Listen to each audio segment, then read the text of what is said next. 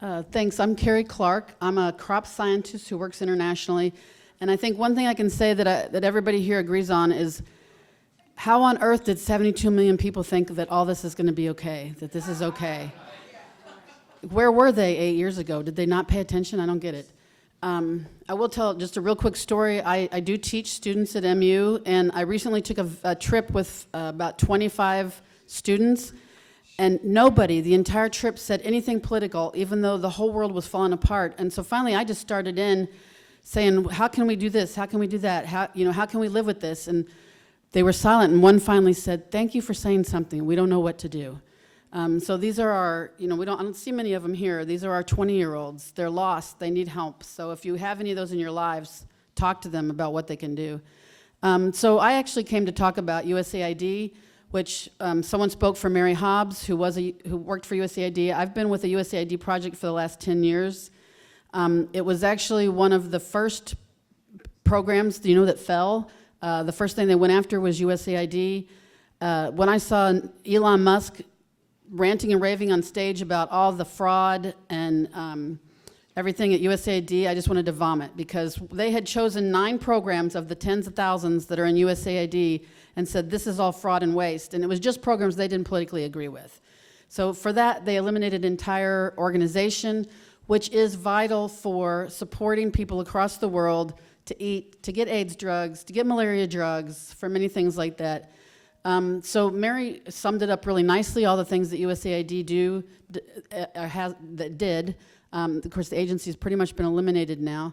I'll tell a couple of stories. One, since we were one of the first to fall, we got a lot of publicity, and I've talked to a lot of reporters. And so I try to think about how do the MAGA people think of this, and how does this relate to them? Because why should they care about what happens to Africa or Latin America or Asia?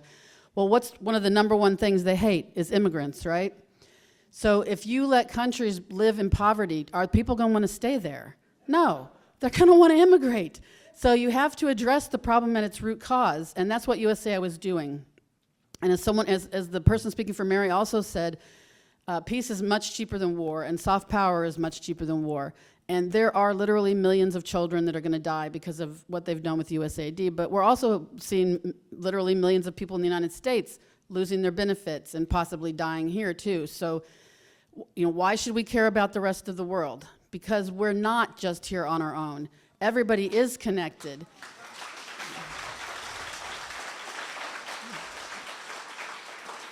So, I do, as I talk to the press, I try to think about, well, how would the right wing think about this? How can I address them? How can I make it real to them? And so that is what I try to do as I talk to press and as I talk to people.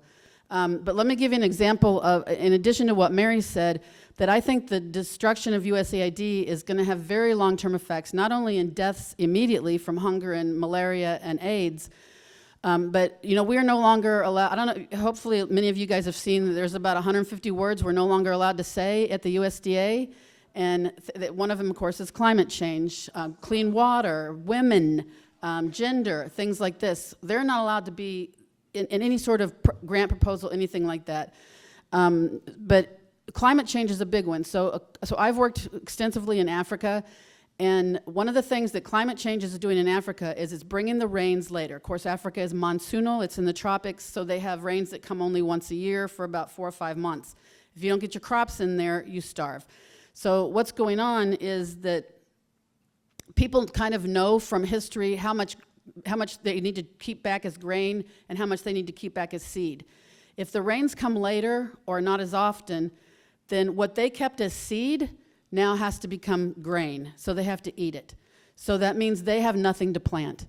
So now Africa will get poorer and poorer and poorer. And this is the largest continent, one of the largest, I guess the second to Asia, but it's the largest growing population. What happens when an entire continent destabilizes and starving? We're going to have war. We're going to have immigration. So even Marco Rubio said USAID is vital to the interests of the United States. And so the lady who just talked, I mean, there's something going on in these people's heads. I don't know if they're compromised. I don't know what's wrong, but it does need to be addressed. And the man who talked about ACT UP, I suggest that we go I mean, we kind of broke Tesla. Let's go break Fox News next, because that's where this started.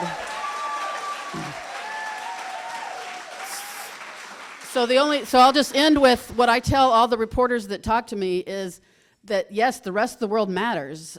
Make America great again. Everything that made America great, we are now discarding. And we have to keep those things. And one of those was things like USAID. It's our social protections like Social Security, Medicaid, Medicare.